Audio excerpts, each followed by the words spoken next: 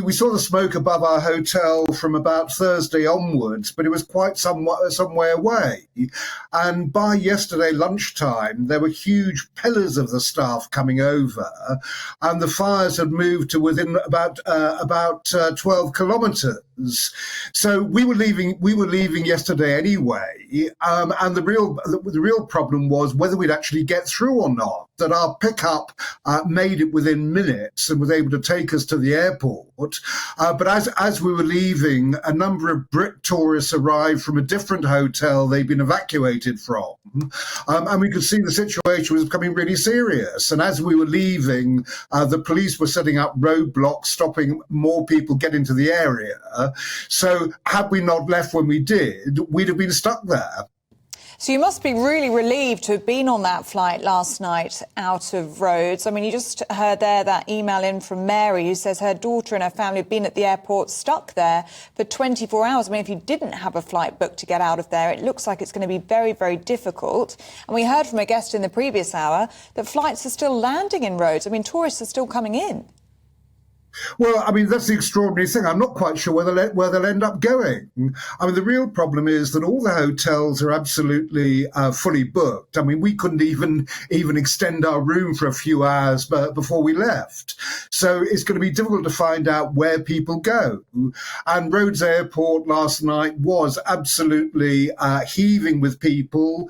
The situation there was very confused.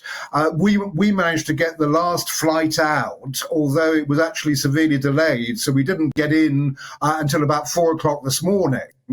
But we knew that the next flight was going to be a real problem. And what you also had at Rhodes Airport was the fire planes, which were collecting water from the Mediterranean to try and douse the flames.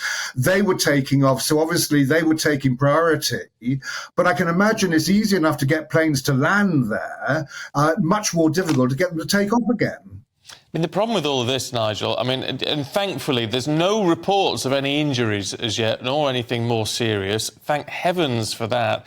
But even for those people who are, you know, quite some distance away, it's going to add to the fear, tension, concern. You can't imagine it's a place where you're going to enjoy your holiday, even if the fires are 20 kilometres away. No, that's absolutely right. You're not. I mean, at the airport, we met a German family whose hotel had caught fire. They were fortunate enough to have a hire car, and they rushed straight to the airport to try and get home.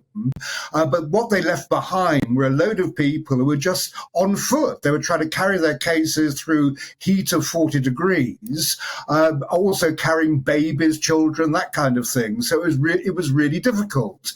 So yes, you're absolutely right that it's not much of a holiday. We were glad that we were leaving when we did.